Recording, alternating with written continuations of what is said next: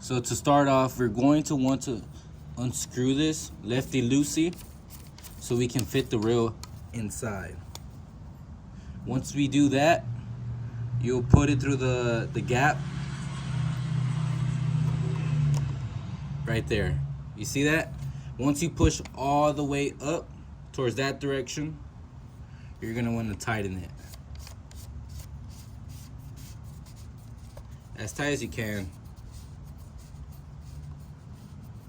Boom.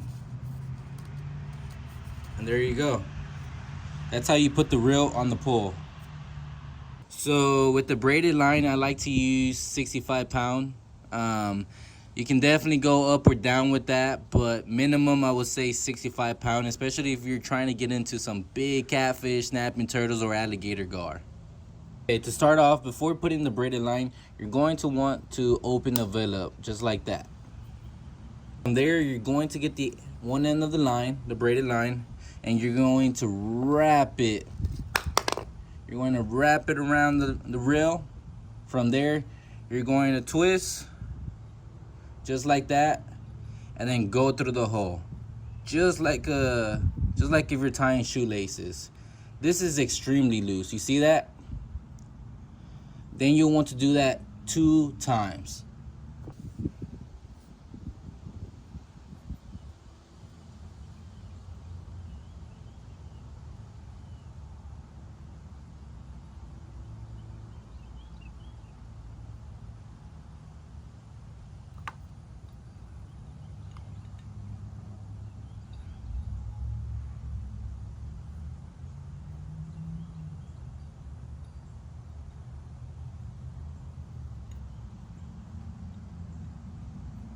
Okay, from there, you see this excess line right here. So the knot's right there. This is the line that goes to the reel from the fishing line. And then this is just the extra stuff. So you're gonna want to cut some of it off. Don't get too close to the knot, because then you'll mess this process up. It doesn't need to be perfect, but try to cut as much line as you can, you know. Okay, after you do that, the same sticker that comes with the fishing reel, you want to tear a piece off. Just like this. Just tear a piece off. Boom. This gives you extra support. Well, it gives the line extra support. Okay. Put it just like that. Just like that. From there, that's when you close the veil up. Close the veil. Close the veil. And that's when you start reeling. But be very careful, because once you start reeling, immediately after that line that you put the sticker on, it might come unloose. So you'll have to make sure this is tight. The line on the reel is tight.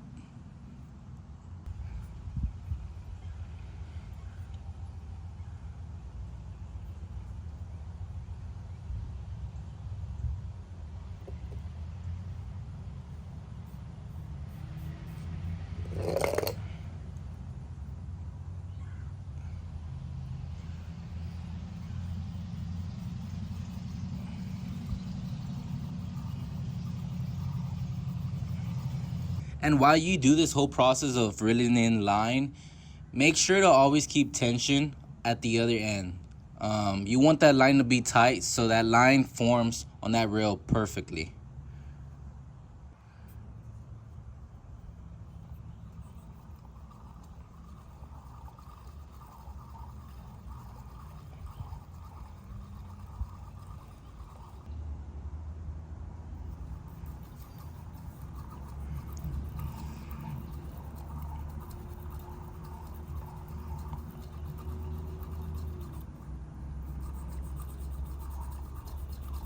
So this is a pretty big reel, so this is gonna take a while, so enjoy this time lapse.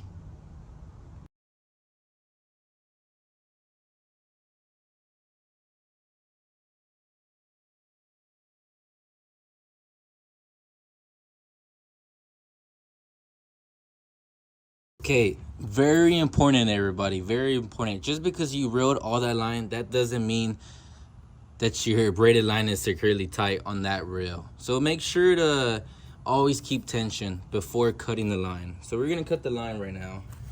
We're gonna cut the line. Boom, like that. Cut the line. Once you do that, like I said, keep tension on this line. Keep tension. That has to be tight, because if you don't hold tight to that, this line might come off, and you don't want to do that. And I also like to spread out the line throughout the reel, because sometimes it doesn't distribute it properly, but that's fine. Next process, you're basically going to want to wet this line with a bunch of hot water.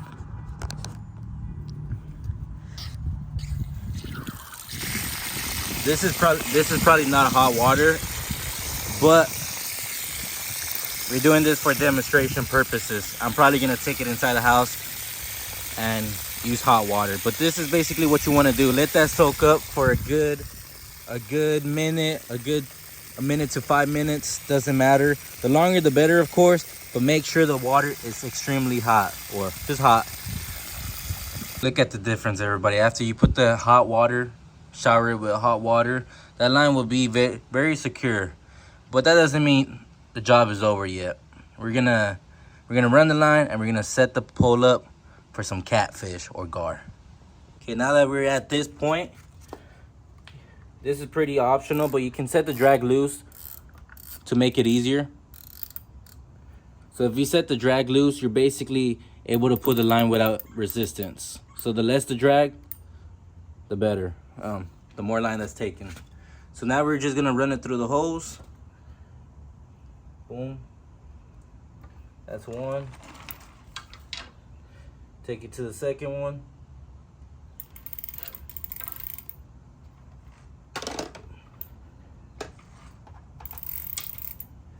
Gonna go to the third one.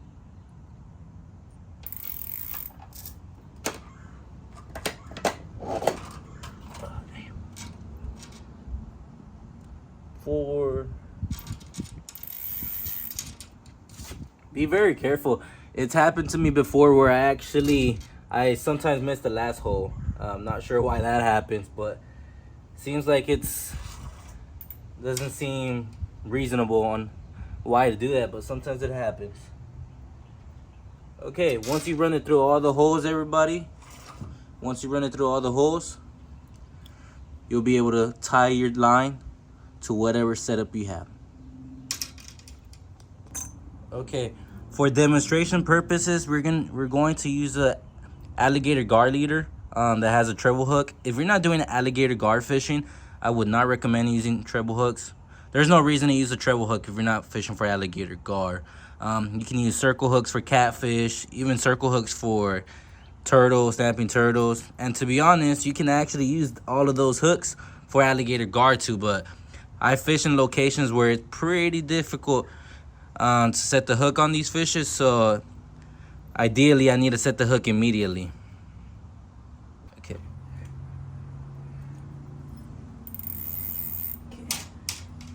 So you're going to get the other end, the end of the line, right? You're gonna go through the hole, like that, and you're gonna tie it just like any regular shoe. You know, there's so many knots out there, really good knots, but I'm not a Boy Scout, so I know the basics, you know. Just keep on twisting around the line.